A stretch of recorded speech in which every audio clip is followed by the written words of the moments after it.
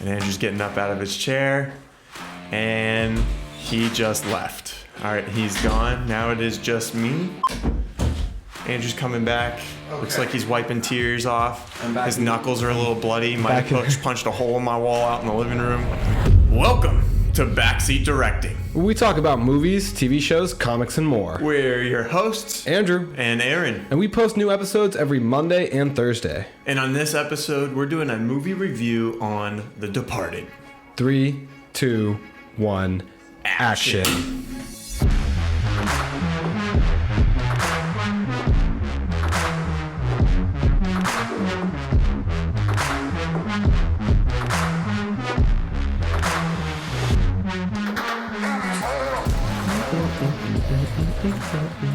Andrew, welcome to our newly revamped studio.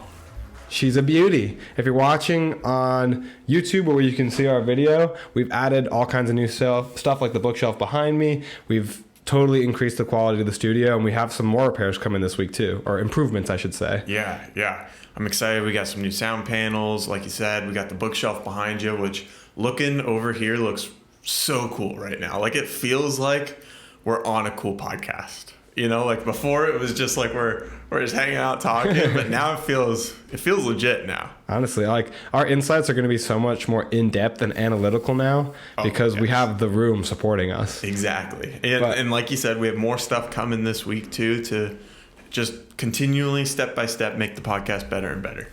And that's the goal. But this week we're talking about The Departed, which is one of my favorite movies of all time. Arron says I say that about every movie, but The Departed is actually in my top 10. I have a written top 10 that's in stone, and it is in my top 10 movies of all time.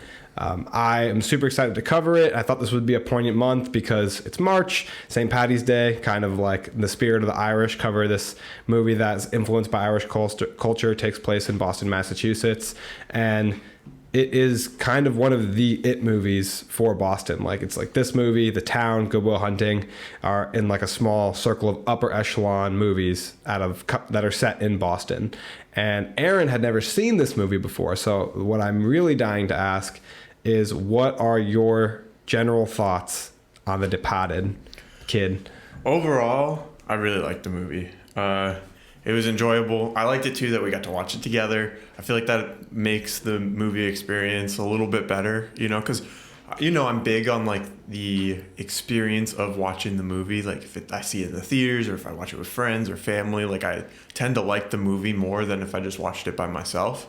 So I think that helped. But the movie itself, the acting was great. The story was wild. The ending was like shocking, And heads up, we are going to spoil the movie. So that's just heads up going forward. I want to say that while I'm thinking of it. I feel like we shouldn't have to say that, but it's better safe than sorry. Exactly. The ending was wild. As soon as you thought one thing was going to happen, like something else happened, and those movies are always fun where it kind of keeps you guessing the whole time. But originally this movie's ending crushed me the first time I watched it. So I don't know how you felt watching it for the first time. We watched it together yesterday. It was probably my 6th to 8th time watching it, and your first. And I've gotten more okay with it as time went on, but originally I was devastated by the ending of this movie. Yeah, you tend to get attached to characters. Yes. When you like a character, you're like all in on that character, and if anything happens to that character, you're pissed for weeks. I liked a lot of the characters in this movie, even the villainous ones. Jack Nicholson's character is a character that you love to hate, and I kind of feel like that moral ambiguity aspect from Damon's character Sullivan, where I like him in a sense. He is kind of a badass, like what he's pulling off with how good he is at lying and manipulating. And then I really also like Costigan a lot because he's that character, that archetype that I really love. It's like the really smart character who can think on his feet, who's good in all kinds of situations, kind of like Will in Good Will Hunting. I like those characters. Yeah, it really shows or explores the dynamic of how your environment affects your upbringing, opposed to like, what is it, like your traits or how you were born versus your environment that you grew up in.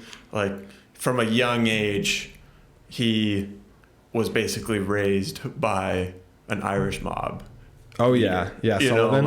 And we're gonna definitely get really into that. I'm excited to talk about that. So in terms of this movie, just to give a heads up of what you guys are going in for, we're gonna do what we normally always do, where we talk about the movie's ratings, reviews, budget, and then we're gonna talk about the cast and crew, who's in front of and behind the camera. Instead of going over the story bit by bit to this movie, because the edited nature of the movie has it jump around, it's kind of complex. Most people have seen The Departed. We're going to go over it in terms of characters instead of going over the story piece by piece, just to make it simpler, because my brain would come out my ears trying to remember the exact order of events in this movie correctly. I like when we go over the movie through the introduction to characters or just like the character arc that they're going through, and we end up covering most of the story anyway that way. We talk about a lot of aspects. So we'll I think we'll kind of talk about the main two, their upbringing, and then like how that affected their arc, like you said, in the story. Yeah. But do you want to go ahead and start with a plot summary? Yeah. This movie is about two guys who live opposing double lives. Colin Sullivan, played by Matt Damon, is a detective for Massachusetts State Police. Statey kid. Colin is a mole for the Irish mob. Conversely, Billy Costigan Jr., played by Leonardo DiCaprio, is an undercover cop that is infiltrating the Irish mob.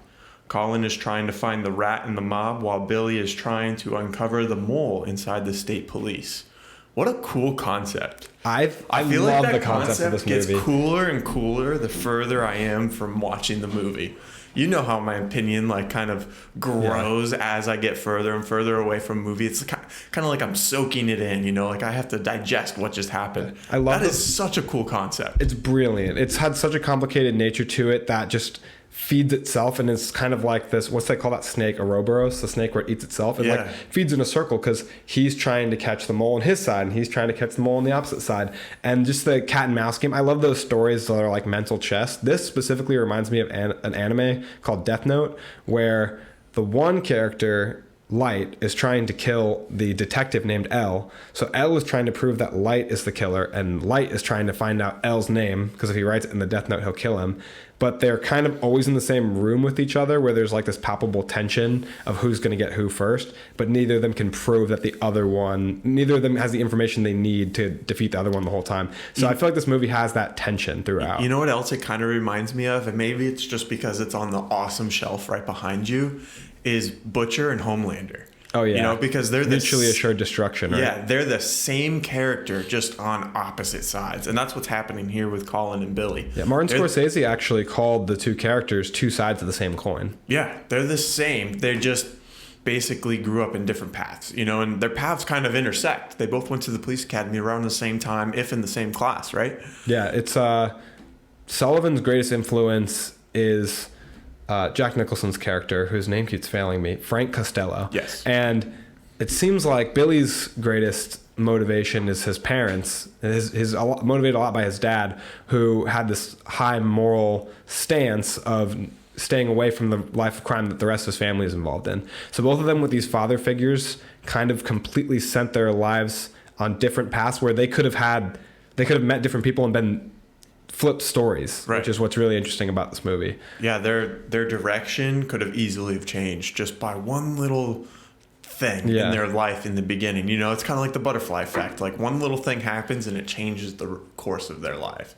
But let's kind of go into the ratings and earnings and creators of this movie. Before you start that, I do want to just hit on, because we got a little excited, the movie The Departed came out in 2006. It's rated R. That's what I was just gonna do. It's 2 hours and 30 minutes. You stealing my segment. Well, you said the ratings, like the reviews. Yeah, man, this is what we always do. Well, you're too excited. You're just diving right in. I got this. Okay. I got this. Okay. I'm prepared. All right. Came out in 2006. I don't know if you knew that. All right. 2006 it was? Okay. Yep. It's rated R, okay? 2 hours, 31 minutes long. IMDb has it a 8.5 out of 10. Don't know if you knew. Okay. Rotten Tomatoes. High praise over here on Rotten Tomatoes, okay? 91% for the critics and 94% for the audience. That's really high. Really high. Incredibly Very high. But, as always, what the people want to really know is what did we rate it with our Backseat directing rating scale. Yeah. So our rating scale is based up on these 6 criteria: story, being rated out, all the first 4 of which are rated out of 10: story, acting, cinematography, sound design, and the last 2 are rated out of 5: set/character design and rewatchability. So Aaron, what did you have final ratings for this movie? Yeah, I'm ready to rock. You go ahead. I'll defer to you first. All right. This is the part Andrew's been waiting for because he thinks my score is going to be so much lower than his, and then he's going to beat me up for it. So my story, incredible story. My rating for the story, 8 out of 10. Okay. Go ahead. Go on. Acting, 8 out of 10. Cinematography, 6.5 out of 10. When we say cinematography, I'm kind of encapsulating like the actual shots they got, the editing that went into it, kind of like what you're seeing on the picture, you know? Mm-hmm. And then we have the sound design, which this is the score, this is the Foley, and all the stuff that you hear. I put it at a 7 out of 10. For set and character design, 3.5 out of 5. Rewatchability for me, I had it at half, so 2.5 out of 5. This brings my score to a 7.1 out of 10. And Andrew's getting up out of his chair, and he just left. All right, he's gone. Now it is just me. So I'm assuming Andrew, I'm assuming my rating just blew Andrew's out of the water. He probably had this at like a 6.5, Andrew? Is that what you had? Andrew's coming back. Okay. Looks like he's wiping tears off. His knuckles are a little bloody. Might have punched a hole in my wall out in the living room. I'm back in the studio. What was your final rating? A 7.1. Ooh, yeah. Yeah. Yeah, so just an average. Yeah. Just your average movie, mm-hmm. about. Yeah, I mean, your average movie usually wins 6 Oscars, so I think that's pretty fair. What did you put? So for the story, this movie won 4 Oscars. Okay, nominated for 6 Oscars, won 4, right? I'm pretty sure it was nominated for 5. Yep, that's right. We'll figure it out eventually. So it seems like you're riding this movie really high. I love this movie. What's your opinion on the ratings here? Story, what do you got? Story, I rated the movie 10 out of 10. Woo! Acting, 10 out of 10. Oh my gosh. Cinematography, 8 out of 10. Sound design, 7.5 out of 10. Set/character design, 4 out of 5. And rewatchability for me is absolute 5 out of 5. I just watched this movie not too long ago, and then I came to your house again to watch the movie because I will watch this movie anytime somebody asks to watch it. It's one of my favorite movies. I love it. It's as high as it can be on rewatchability. That's a total score of 89. It's lower than I rate it in my heart of hearts. But what'd you have for sound design? I missed it. 7.5. Okay. So it's lower than I would rate the movie like in my heart, but this is the rating on the Backseat directing scale. This is it's kind of in between objective and subjective. It's kind of breaking it down piece by piece. If I just picked how much I like the movie, it's going to be above a 90, 95 or above. But this is what it comes down to with the Backseat directing. Yeah, I feel like our scale that we have always brings the score a little bit lower than what our gut reaction is. And it makes me wonder, like, should we adjust our scale a little bit? Because same with you, I would probably rate this closer to an 8 out of 10. But when I look at these categories, I feel pretty content with the numbers that I put. I'll tell you, I mean, piece by piece, I would never rate a movie 10 out of 10 for every category. I'll never give a movie 100% you were based on pretty the scale. close. You gave 3 categories the maximum rating that you can give them. Yes. But rewatchability, one of them being not counting as much as the other categories. So right. That I do think that this is an incredible movie, and we'll talk about why. I wanted to go over the awards next, if that works for you. Let's do it. So this movie... The 17 awards that it won? I believe Oscars. It was closer to 50. It won...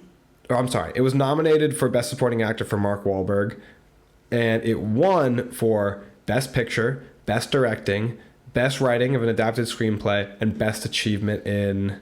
Film editing. So something that I think is really interesting, and if you want to talk for a little bit while I look for the specific commenter, there was somebody who explained to us exactly what an adapted screenplay is. I want to credit their name. Okay, yeah, sounds good. It's interesting that film editing won the Oscar, because for my rating over here, I had like the cinematography at the lowest. I had it at 6.5 out of 10. And the reason I had it at a 6.5 is because at a lot of points, the shots were very quick.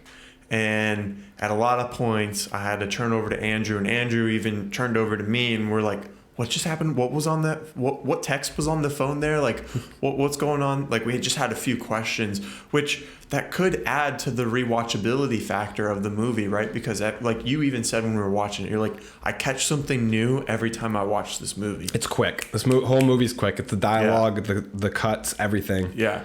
So I don't think it's bad, but just that style doesn't appeal to me as much as other ways to edit, but I do appreciate it. I mean, it's very similar to a lot of like the highlight kind of videos that I would make, like just real fast frames and shots that just kind of like just barely, like you can barely see it, and then you like start thinking like what was I'm gonna go watch that again, and and try to catch what I miss. We had to rewind it at one point. So yeah. I think kind of something similar about the editing. It's one of the only things I would personally knock the movie for, which is strange because not only did it win an Oscar for it, but also another movie podcast that I listen to, people who I respect a lot, praise the hell out of this movie for its editing. And I just kind of felt like there were points where it was jarring. Even upon rewatch, where I fully understand the story, and I could just kind of lean back and watch more casually, I feel like there were some parts in the beginning especially where it was kind of taking me out of the movie a bit when they would cut between Costigan and Sullivan, because they were at totally different, the timelines were moving at different speeds, and it skipped, obviously the movie skips over Costigan's childhood, so it kind of just pops in there, and then they're cutting back and forth. I feel like that was kind of jarring. This movie does jump back and forth a lot between scenes, with other scenes sprinkled in the middle of them going back and forth between the two scenes. And it cuts back to a part, like the interview with Costigan, and then Costigan, Queen, and Indignum. It cuts back to the end of that scene way after another whole interview, like meeting scene. You definitely have to like pay attention when you're watching this movie for sure. Like you can't look away for too long. I even mentioned to you while we were watching, I was like, man, these scenes are like really short. Each scene is like 10 seconds long. Yeah, and then they're cutting somewhere else. We're definitely not saying the movie has to be simple for us. No. I know we'll have commenters saying, well, you can't enjoy a movie that's too complicated for your pea brains. Yeah. But I think I just felt how jarring it was without thinking about it. So on that subtextual level, later in the movie where they're still doing some cuts back and forth after like the first act, I start to really accept it and not notice, and I'm just so sucked into the movie. I mostly felt it in the first act. Part of the reason why maybe people praise it so high is that it's different, and sometimes being different is just enough to make it elevate, because it makes it stand out opposed to other movies. Yeah, I love that it's unique. I love that they don't tell a completely linear story. Anyone who's a Christopher Nolan fan, like I consider myself, who's Christopher appreciates a non-linear story, bypassing that completely. So I found the commenter I was talking about. The YouTube username is Take On Me. They explained adapted screenplay is one that's adapted from another source. The Academy made it a rule that sequels are always adapted. So thank you for that explanation from Take On Me. It was definitely helpful, something I was a little blurry on. So The Departed is an adapted screenplay because it's inspired or based on a Hong Kong film that came out in 2002 called Internal Affairs. And it also is loosely based on real-life events, with Frank Costello being based on Whitey Bulger. And Colin Sullivan is also based on a corrupt FBI agent that was a real person. And I can find his name here. Let's see, John Connolly. So his ties with the Boston Hill Gang. So that's where the Boston aspect comes from. So it has inspiration for this story. That's why it fell into that category, adapted screenplay. But moving on from our awards section, we have to get, if I'm not mistaken, to who's in front of him behind the camera. Very close. You're so close. Budget. Yes. Budget and box office. This is one of my favorite parts. I don't know. I just like looking at the numbers behind the movies. It's objective success. Right. Yeah. I want to see how people thought of the movie when it first came out in the theater. Arguably the best experience that you could watch the movie in. We had a budget. They had a budget of $90 million for this movie. And it brought in $291.48 million. So I was just telling you this last night, but half of that $90 million budget, so literally $45 million, was the salary for the cast members because this movie's cast is so stacked. And we're going to get into that soon too. But that is crazy for that percentage of the budget to go just towards actors. Yeah. And I feel like when that happens, they know that they're like trying to make this an Oscar movie. You know what I mean? Well, actually, Martin Scorsese, and hey, you could say he's lying if you want, but he stated that he was shocked that the movie had nominations for Best Picture because of the gory nature of the movie. And he said he didn't put awards into consideration at all when he made this movie because he basically off the script had no expectation that they would consider it because of the gritty nature of the movie. And he's had a long contentious nature with different organizations, institutions, mostly like the NPAA, going back and forth with him because he's always made kind of racy material. So going back as far as like Taxi Driver and his earliest movies, he had been fighting NC-17 ratings because if you make an NC-17 movie, hardly anyone's going to go and see it because the rating is so harsh. So he's been fighting just to get down to R his whole career. Yeah. And so I think I don't think he necessarily considered this an Oscar bait movie. Interesting. Yeah. It was good. Very good. Definitely kind of feels like something that the Academy would like, in my opinion, you know? It's unique. Yeah. All right. Now we go to who's behind the camera. Who made this movie? Who's acting in this movie? Tell us, Andrew. Finally get to jump in. All right. So obviously... As if you haven't talked this whole time. We've already... This guy over here. It's all about me now. So the director of this movie we've already touched on is Martin Scorsese, who I think is one of the greatest of all time. And I'm going to say something that would probably get my head taken off on film Twitter, which is I think that The Departed is his best movie. And I will also say that The Departed is my personal favorite Best Picture winner. I know maybe it might not objectively be the best picture winner of all time, but it's my most the best picture. You know, it's all subjective. Yeah. But you should see those people arguing on TikTok and Twitter like there's a real right answer. Yeah. It's The Godfather. Andrew, we all know that the real right answer is your answer, right? Like facts. There's no other answer. I've been campaigning for that belief for ages. Thank you for getting on board with it. I don't know how long it's going to take the rest of the world. Like they just need to get on board. Yeah, they'll catch up. That's okay. Yeah. But Martin Scorsese is one of the greatest of all time, like I said, and he also you will know his name from seeing Raging Bull, Taxi Driver, Wolf of Wall Street, Hugo, Goodfellas, The Irishman, Shutter Island, Casino, Cape Fear, and tons of others. That's just what I wanted to take the time to name. I could keep going. Mean Streets, King of Comedy. He's made some of the best movies of all time. He's an industry god for filmmaking. So moving on from him, the writer is William Monahan, who deserves a lot of the credit for this movie because I think the script is one of the strongest to ever be written. The composer is Howard Shore, who most famously did Lord of the Rings and the Hobbit movies, which is like the only notch in your belt you need as a composer. Yeah, but I just want to jump in for the writer. Leo and Martin Scorsese both said that when they got the script, it was like a complete script. You know, like they were saying that a lot of times when they get a script, it's kind of rough. You know, you still have to kind of fill in some gaps of like who the character is and like what their personality is a little bit, and also like there's maybe some holes in the plot or whatever that just kind of need to be ironed out.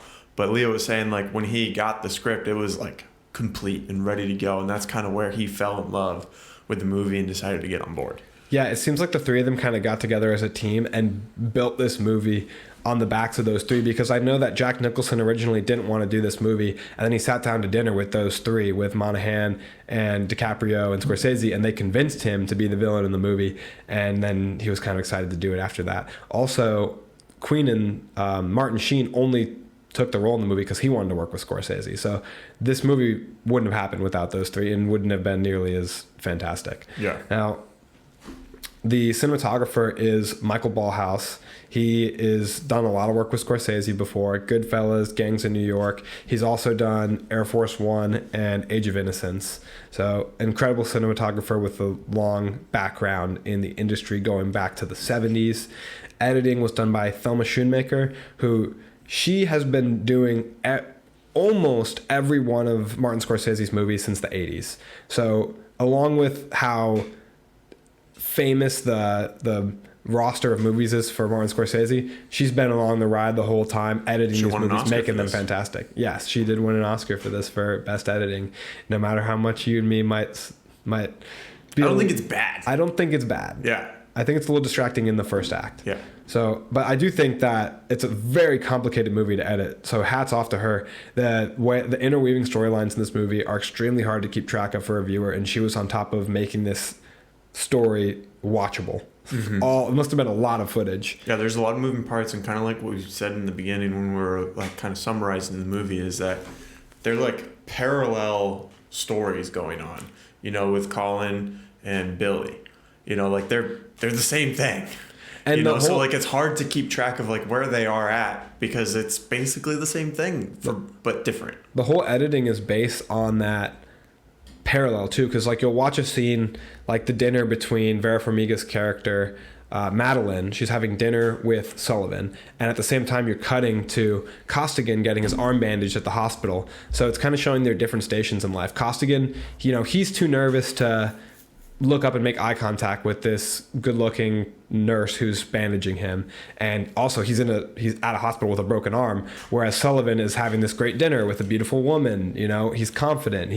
So the editing of those parallels was extremely key to the understanding of the two characters, and there's tons of scenes like that where you cut back and Sullivan's having tons of success going up to the state troopers, and it just parallels the situation that Costigan is not in the same league or in the same lifestyle. You know, he's down in undercover selling crack with his idiot cousin while Sullivan is, you know, hitting on girls in the elevator. Like it's completely important to the story. So she killed it. Now the actual cast of the movie in front of the camera, we have a ton of A-listers.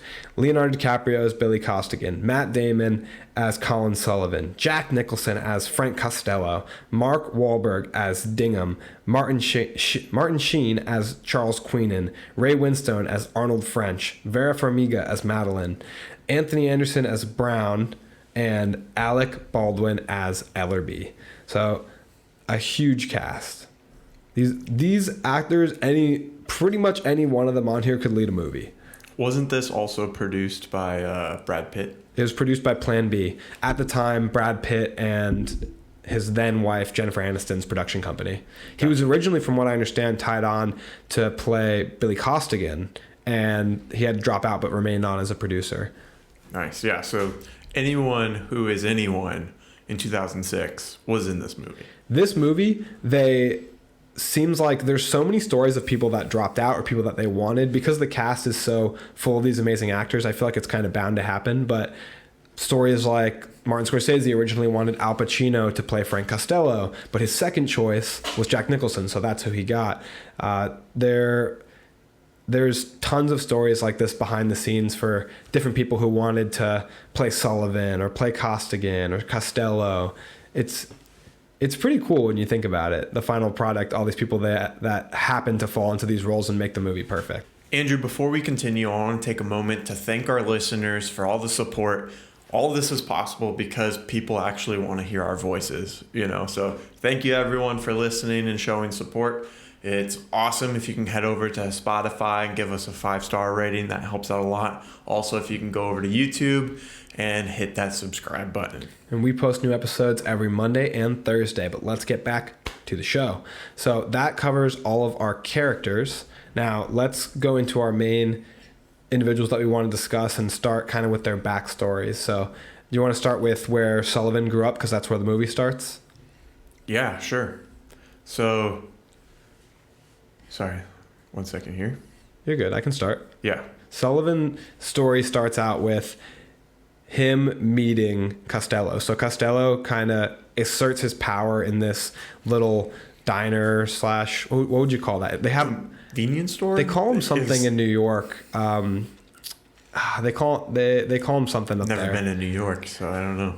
But anyway, I've never been to New York either. But he kind of asserts his dominance in the community walking into this place, and then he gives a bunch of free items to like milk and bologna and important things. He's basically like bribing this little boy to trust him. And he's probably done it many a times before. Yeah. He's showing that, like, just through his like confidence and bravado, which is a big part of Costello's character, he's making himself a larger than life figure, but also endearing himself to the kid by giving him these items that'll help his family. And while he's being endearing to the kid, to the audience, to us watching, he's the opposite, right? Because he's asking the underage girl behind the bar, like, have you gotten your period yet, honey? Yeah. You know, like, and you'll notice later in the movie, he clearly cares about himself tenfold more than he cares about Sullivan. He puts himself way first. Sullivan's down on his list. Yeah. He threatens him. He, doesn't prioritize his safety. He looks out for himself. We said we're going to spoil the movie. Costello is an informant for the FBI the whole movie. The theme of him the whole movie is only covering his own ass.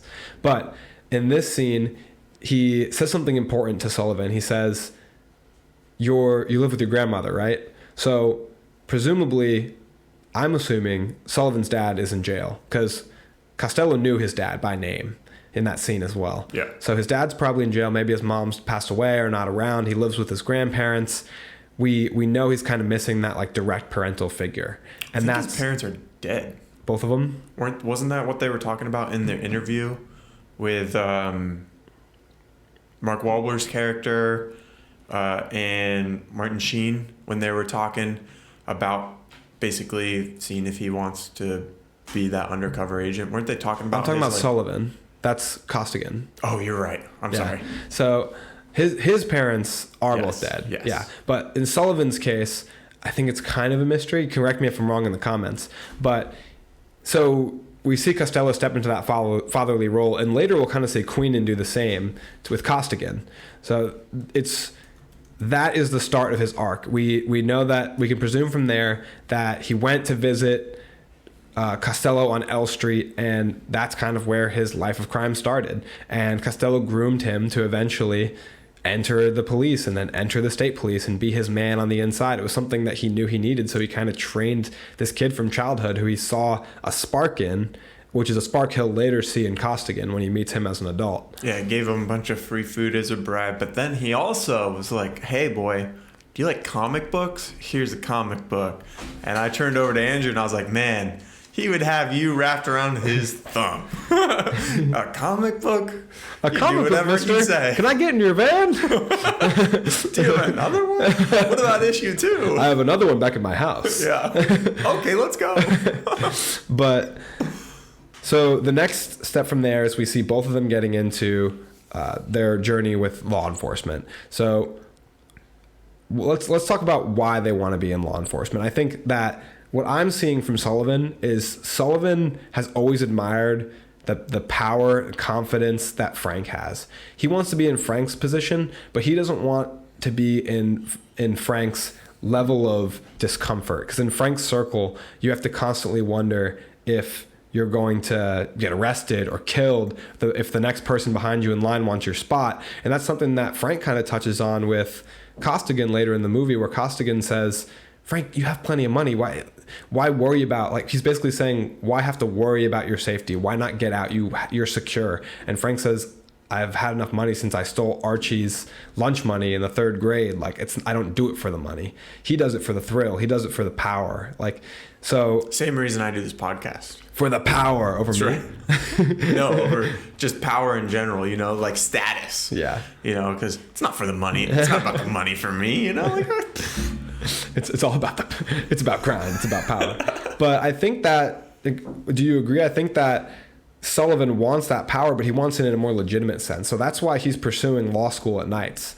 He wants to get a law degree, and he's always looking at that building. If you didn't know, that building in the background that from Sullivan's apartment is the State House. It's the building where the real movers and shakers live. It's where politicians are, legislature. I think that's his eventual goal. He gets his law degree. He wants to be a politician. He definitely wants to be a good guy, but he's just a submissive to Frank, and he can't break that. His goal... He's in too deep. His goal is to get out from under from Frank, though. I think he's trying to build himself a life, because that law degree he's trying to get is... He talks about leaving the city, going somewhere else. With Madeline. Yeah. Yeah, I think he'd like to move somewhere else, start new, and practice law and have a legitimate profession where he has status and power outside of the criminal organization, where he doesn't have to worry about those things.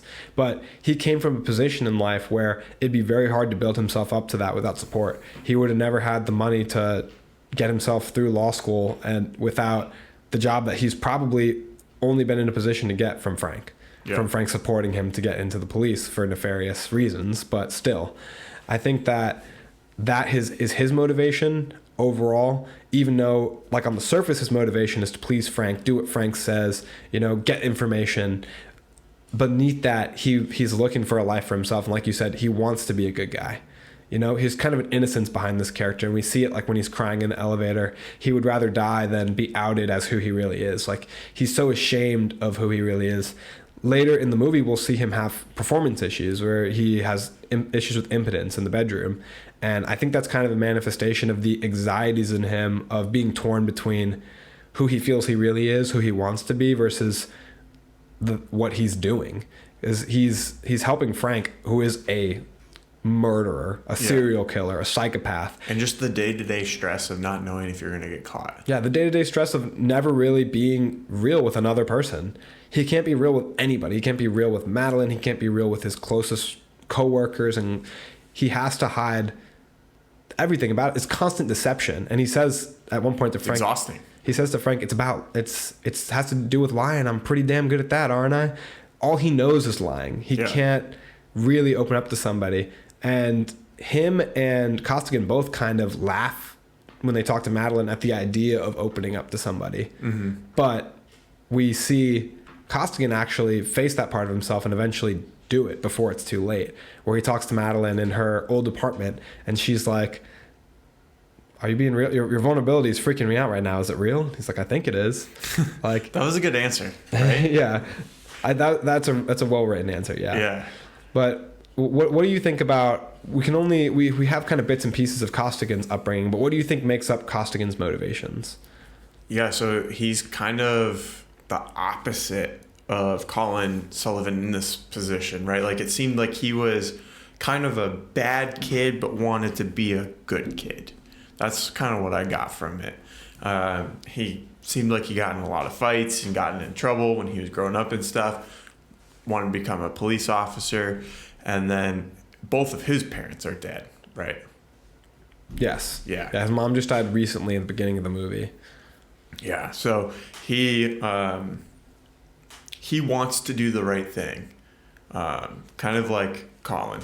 It's like we talked about in the beginning when we were watching it. You said, how much money would somebody have to pay you to go undercover like this? And I think that there's no realistic amount of money that would make a factor in that decision, where he's putting his life at risk, his mental health. He's giving up what he talks about at the end of the movie, giving up his identity. Like, that is without value, who you are. He's giving that up to become someone else. And the only reason somebody would do that comes innately from within. So I think that definitely is inspired by his father, by Costigan's father. Himself. Yeah, I think he wants to prove himself, wants to rebrand and improve his family name, because his family is a family of criminals. And so I think it means a lot more to him than a bonus or money. The motivation, I think, is much deeper for Costigan. Yeah, and he ended up being undercover for over a year. A long time. That's a long time. Yeah. And I think he's kind of lost in that side of himself, where Leonardo DiCaprio describes his character Costigan as in a state of a constant panic attack. But like Costigan says in the movie, his hand doesn't shake. He learned about that about himself in prison. His hand is always steady. So that's basically saying, although he's a constant panic attack, on the outside, you'd never be able to tell. Yeah, which is perfect for being undercover. Yeah, because he's constantly thinking, constantly analyzing. He's living the life like he's really that criminal. When somebody goes to reach for a gun, or it's actually a pack of cigarettes, but when that older guy reaches for his pack of cigarettes and he thinks he might be going after French, he knocks his teeth out like if he had French's back. Right. He's in really deep. Yeah. I mean, at that time too, he's protecting himself in a way. If he did pull out a gun and shot both of them, like, he's dead too. Yeah. So, like, he definitely has to, or anyone undercover like that, they have to cross the line, right? But it's just, how far can you go across that line without actually being the bad guy? Yeah. Well, I think that the line between being good and bad is really well evidenced in the relationship between Costigan and Costello, which is one of the biggest, most important pieces in this movie. So even though Queenan's more like, if you watch it, more like a father figure to Costigan, he's like, oh, you stay in a little bit longer. I've got your back. You can talk to me.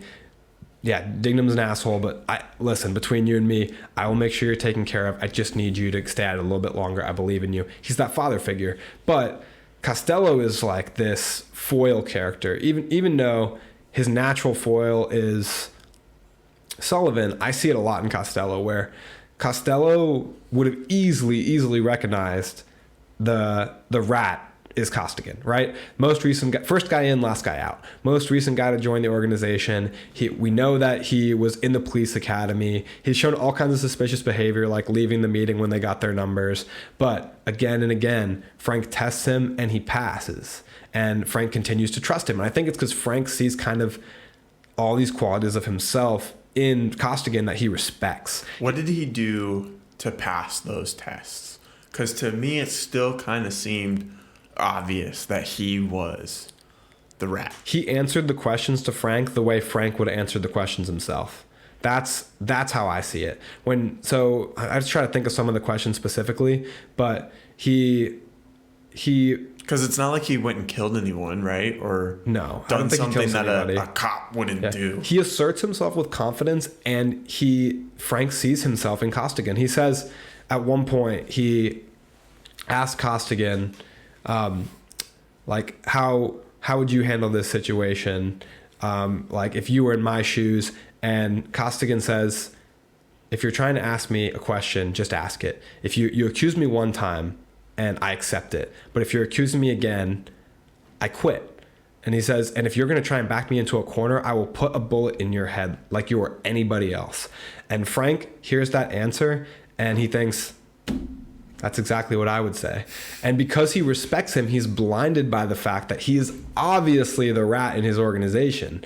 But he's standing up to Frank in a way that Frank respects, qualities that Frank does not see in Sullivan, even though You think he got so close to Costello because of his father's name and who his father was?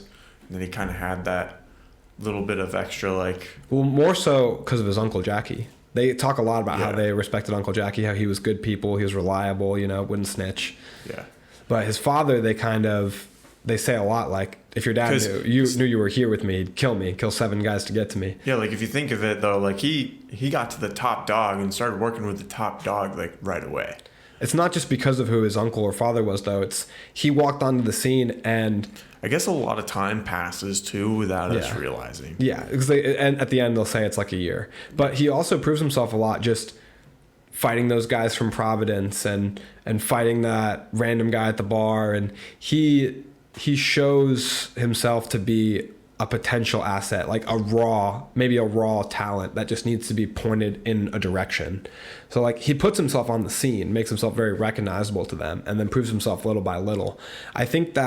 I definitely think the biggest piece of the puzzle to why that they don't see that he's the rat, when he leaves the building with the numbers, he says, I'm not staying. Like, tell Frank, you can tell Frank I said that. Like, he asserts himself. He acts how Frank would act. He acts like he owns the room.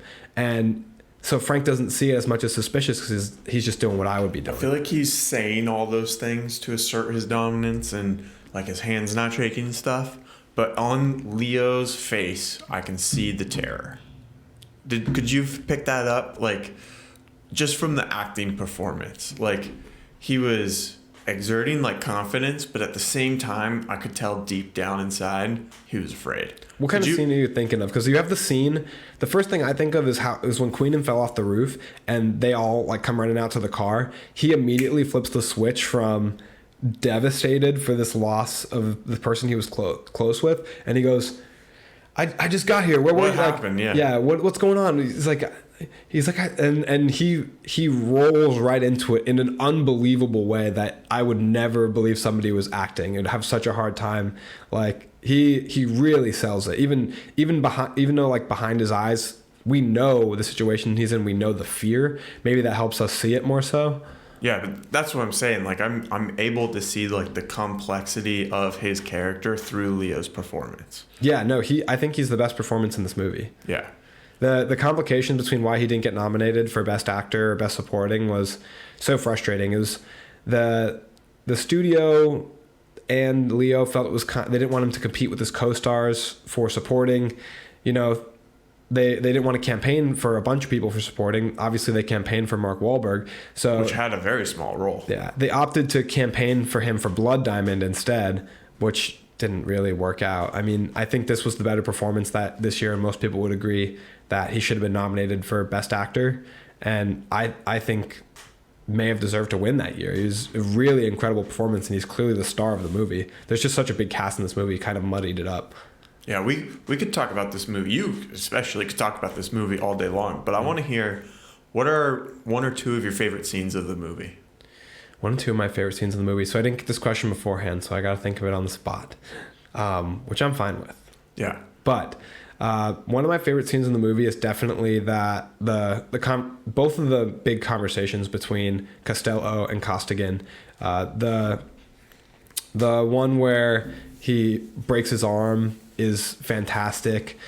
Just because there's a lot of complexities, like you said, and layers to Leo's performance. He's trying to sell them on who he is, and he's trying to hide how he really feels.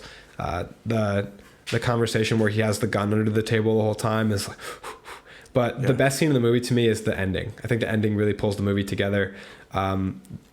Maybe like one of the more penultimate scenes, though, when everybody dies.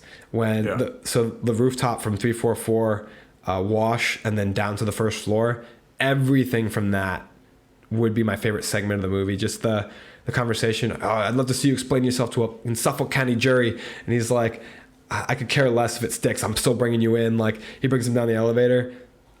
Just kill me. Just kill me. I am killing you. It's so good. Like, and that whole segment in the movie, and then boom, Leo's dead. And then Matt Damon kills everybody. Well, the other detective kills Anthony Anderson's character, but yeah. It was so shocking to me the first time I watched it. Nothing like I expected, nothing like I had seen before, to see all these big characters suddenly die in a movie and then Damon to die at the end from Wahlberg. So I think that was something really special for them to kill off all these big name actors and really take a risky approach to the ending that could piss a lot of people off. And so I like it because it solidifies this movie as a standalone movie. Oh yeah. And those are nice. What about those are good. What about the prequel? We need to get more the prequel out there. The origin stories. What was your favorite scene? Would you say went the bottom of the elevator?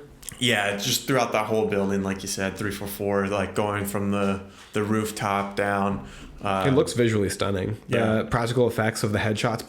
It looks great. No, it was good. It definitely kept you on your toes, you know, especially when like Matt Damon shot the other mole or whatever.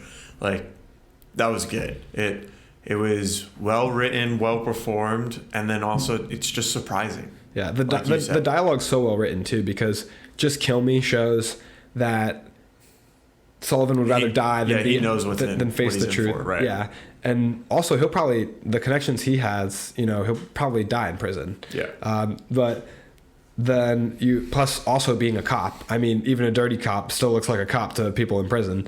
And then on the other side, you've got Costigan's line. There's so many names in this movie. I know. On the other side, you've got Costigan's line, which is so good, where he says, "I am killing you," because he's killing the Sullivan persona. The Sullivan persona is dead after this. He's going to be unveiled, put into the light. Killing the mole. For the rat that he really is. Yeah, exactly. And the rat's a big theme to this movie, which they have that really on-the-nose shot at the end of the rat running across the railing in front of the State House, you know, which symbolizes a lot of the corruption we have in the real world, not only in the police force, like is touched on this movie, but going beyond that into politics and the people who control bigger layers of our country. So this movie definitely has deeper themes than just, you know, quote unquote being a cop movie or a mystery. It has a lot of implications for the real world. Yeah. I'm glad we talked about the end scene there. Is there anything else that you want to throw into this episode before we wrap it up about this movie? Did we touch on every scene that you really wanted to talk about, at least for the first episode that we're going to do on this movie? I mean, we'll probably do another one on this movie down the road, you know. But is there anything else that you want to talk about for this movie, for this episode? I don't think so. That ending scene was really the big thing. It's what ties a bow on the movie. Yeah. There's a lot of incredible moments in the movie. I will say my favorite line from the movie is, "I'm the guy who does his job. You must be the other guy." That's the best line in the whole movie. That's good. Did you have anything else you wanted to discuss? No, not really. That's it for me. I'm glad that we watched this movie. I probably wouldn't have watched it if you didn't recommend it for an episode. So I'm glad I checked it off of the list, you know, and I'm excited to see what the next movie is that we watch. Yeah, thank you guys so much for watching our episode on The Departed. It was a blast to watch this movie and go over it with you, Aaron. And that's a wrap.